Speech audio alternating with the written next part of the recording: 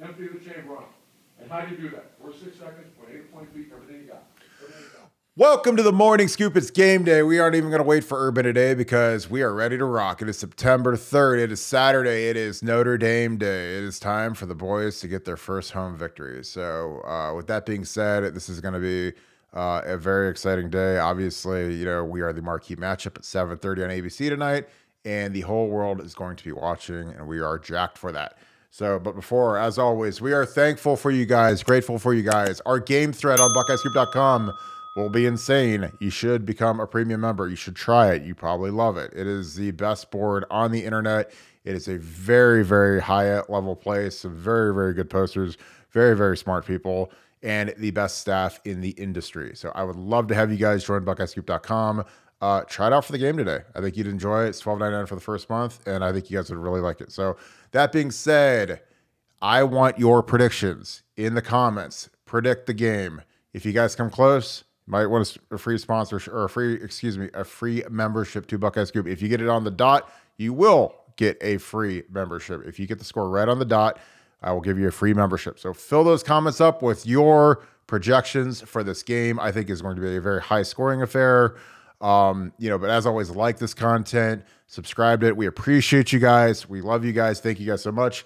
That being said, bringing my friend Nevada back. Nevada, how are you?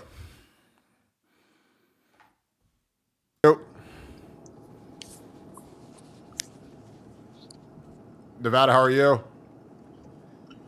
Doing great. It's been a long off season. It's finally over. The wait's over. We finally got some football and getting ready for Ohio State to put a big hurt on Notre Dame tonight.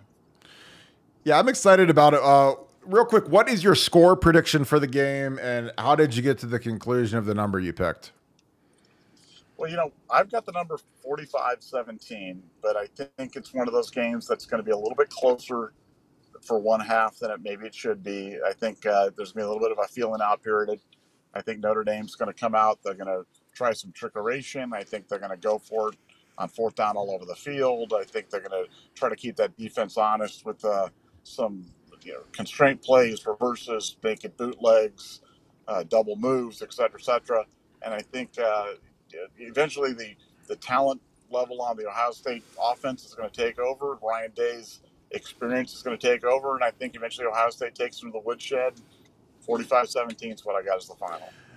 I love that. I think that you're pretty spot on. I went 55-35. I don't think there's going to be much defense played at all. I've watched these first few weeks of college football. I feel like defenses have never been more behind the offense, and part of it is because of the scheme. Part of it is part of the rules, and a bigger part of it is just the lack of tackling in practice now. Like, teams don't tackle anymore because of NCAA restrictions. There's no more two-a-days. So the play of the defense has never been sloppier than it is. If you have overwhelming talent like Georgia did, I think you can overcome that. But if you are just like an A minus type talent like Ohio State's defense is, then I think that you're going to have some rough spots. And we have a new defense being installed.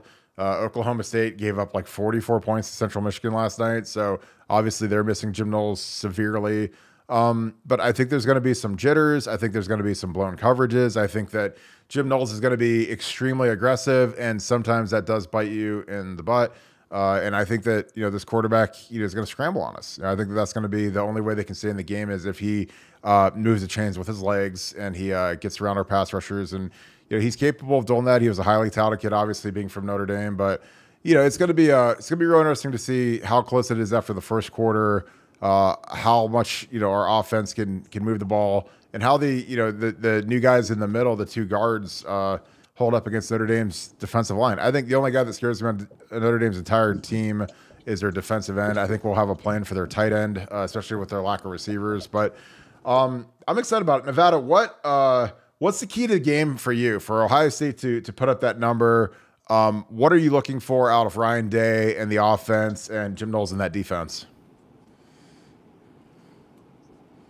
Well, I think for Ryan Day, he's just got to stay patient. He's got to stay committed to these shorter route concepts, taking, the underneath stuff that Notre Dame's going to give him, being able to, move the ball down the field methodically without the negative plays, and just staying patient, being committed to the run, stay balanced, do his things, just stay within himself. Try not to win the game too much in just one possession, but just, be responsible with all these great weapons that Ohio State has. defensively, I think Knowles is going to take some chances. You heard Urban Meyer saying today he thought that Ohio State was going to be playing a lot of cover zero and just kind of bringing the house against Notre Dame, and that may be true, but I think for Ohio State it's going to be the question is going to be how much responsibility can they play with? Can they stay within themselves? Can they play responsibly? Are they going to be freelancing like they did last year and doing things that kind of bring them out of their system and bring them out of their comfort zone? If they do that, I think this thing could turn into a track meet, could turn into a shootout.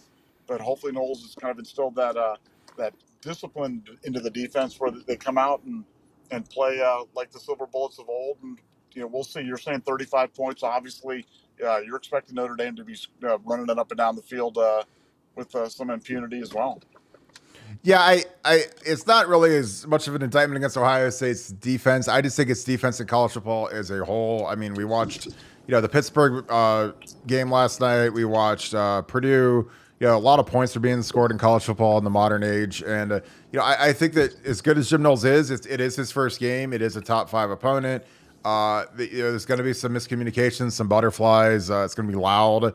And I don't think Notre Dame, I think Notre Dame is going to feed on the underdog. Now, do I think that they're the lights might be a little too bright? Yeah. I mean, they choked it up versus Oklahoma State last year, but they blew that game, and then they came back and fought, and it was like a 3-point game in the bowl game, and they scored a lot of points, and Oklahoma State scored a lot of points. So I think it's going to be fascinating to watch. I think that the center's not going to play. It doesn't sound like he's a game time decision with a lower body sprain. And I know, having suffered those are really hard to play with. And even if he does play, I think he'll be at 50% maybe at best. And I think that he'd be a guy that you could take advantage of if he's truly, truly hurt. But it's going to be interesting to see, if we can get up ahead and see if this pass rush can get unleashed, because I'm projecting that we're going to have 50 sacks this year. We had 37 last year, in a year that we felt like we were poor against rushing the passer. And Oklahoma State had 57 sacks last year. So 50 seems like a nice round number. Our 2 super sophomore DNs, I think, are a lot more confident. They're a lot stronger. I think that we have some really, really dynamic pass rushers at defensive tackle in Michael and Tyleik Williams. I think Tehran is trying to at least get a camp invite next year. I think some of these guys are surprised that Haskell Garrett got cut. He was one of the first guys that got cut in the NFL. He's out of the NFL right now, and he was a guy that was an All-American, and people thought he was pretty good. But, it just goes to show you that you need to be at a whole different level to stick in the National Football League at defensive tackle. So I think that might open some guys' eyes that, hey, I better up my game if I want to, extend my career after, the bowl game this year. So with that being said, what players, give me 2 or 3 players that you're most excited to watch. It can be guys that are returners. It could be guys like Jack Story that gained 40 pounds. It could be, Donnie Jackson is making his first career start. Who are 3 guys that you're excited to watch on Saturday night just to see what they do?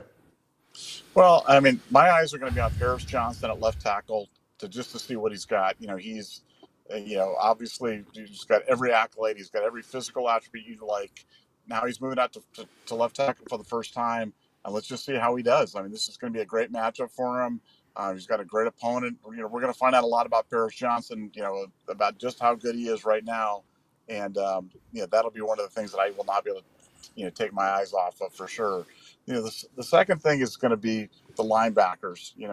Can Tommy Eichenberg and Steel Chambers, can they, provide that spark that they did in the second half of the Rose Bowl? And, they play like they did against Utah. And, we're going to need them against this Notre Dame rushing game. And, have we made some solid improvements at linebacker? Because Jim Knowles he's a defensive coach, but he coaches the linebacker specifically. So has that made a difference for them? And have they been able to make the next jump up? And as you mentioned, the defensive ends. Zach Harrison is kind of an enigma to me. I know everybody loves Zach, and I'm not talking about as a person. I'm just talking as a player. I've never seen it out of Zach on a consistent basis that would make me say, wow, this guy's deserves to be in the conversation with the elite defensive ends at Ohio State. Yet he's got every attribute, and every now and then he'll flash it, but I just haven't been able to see it on a consistent basis. So the question is, can he do that? Can the Ohio State, pass rush get back to the elite level? I mean, 37 sacks was fine, but I didn't really feel like we were bringing it in consistent manner, again, in every play manner that you need to be an elite team. Can we generate a pass rush with 4 guys? So those are the 3 keys for me, and that's definitely what I'm going to be watching on Saturday night.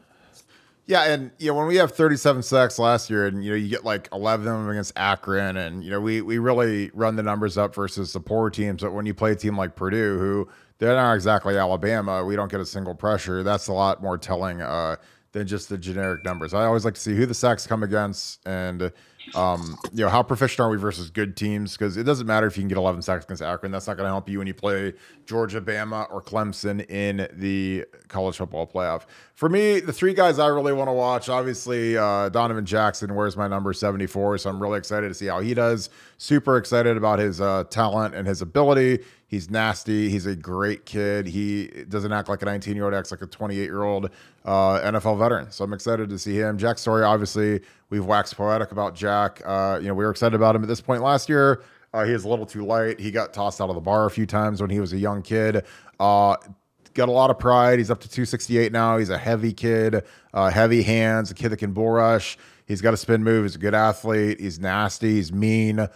He's tough. He's the guy that needs to be one of those dogs, like Jim Knowles likes to talk about. Larry Johnson, you need some dogs. You need the Mike Halls, the JTs, the Jacks, the guys that get in fights in practice, the guys that they'll mix it up. They're not scared. They don't take anything off anybody. They don't like to be tried. You need some more of that in the defense, and really in the offense too. I think that last year when Michigan tried us, everybody kind of backed down except for Cam Brown. He was the only guy when the big lineman came up on him. He was the only guy that was there. Nobody came running to his aid. Everybody just kind of had their hands on their hips. And I don't know.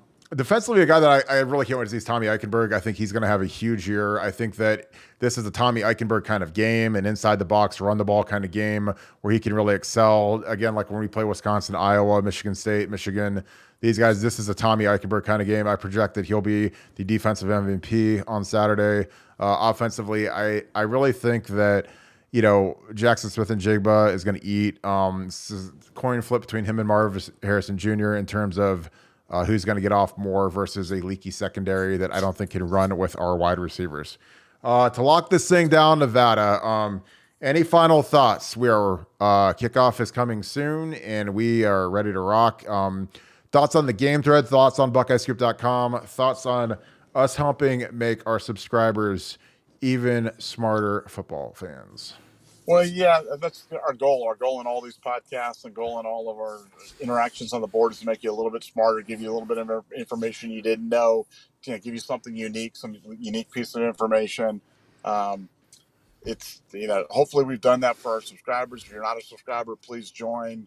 I can't wait for the kickoff. I've got my defensive MVP for tonight is going to be Josh Proctor. I think he's going to have a big matchup against the tight end Mirror, and I think that's going to be one of the keys to stopping them is going to be how good Josh can be. And I know he's a special player coming off injury, and I think we're going to see the full Josh Proctor in effect. And offensively, I'm going with Jackson Smith and Jigba. I think he's going to continue from the Rose Bowl. I don't know if he'll have whatever 300 and whatever number of yards he had receiving in the Rose Bowl, but I think he's going to have a big game, and I think the Buckeyes are going to ball out. So it's going to be a lot of fun. Yeah, I'm excited. I think it's going to be an electric night. I think we're going to run past them, but I think that the defense, the defense was a little leaky last year. I think that it's going to be interesting to see the defense. I think that they've got a lighter matchup with a first start quarterback and a kid that, in the depleted wide receiver room, it's going to be like a vacation for the corners after going against Jackson and Marvin Harrison and Emeka all training camp to go against these Notre Dame guys because they aren't anywhere near as talented as our top 3. I'm excited for it. So got to wrap this thing up. As always, we appreciate you guys so much. Thank you so much. We are going to be going wild on BuckeyeScoop.com all day. We have a game thread. We are nonstop. We are loving it. Again, the content is flowing. Bill Green did his all-day chat on Thursday. He made his prediction. You got to tune in. Join BuckeyeScoop.com. It is the #1 Ohio State inside information site. We are cranking content. We have a fantastic subscriber base. Some really great people on there. So appreciate you guys as always. Thank you. If you enjoyed this, leave me a like. Drop your prediction in the comments. If you get it right on the dot, you predict the score exactly, you win a free subscription to BuckeyeScoop.com for 1 year. So that being said, as always, thank you so much, Scoop family. Thank you, Buckeye Nation. You guys have a great afternoon, evening. Beat Notre Dame. Go Bucks.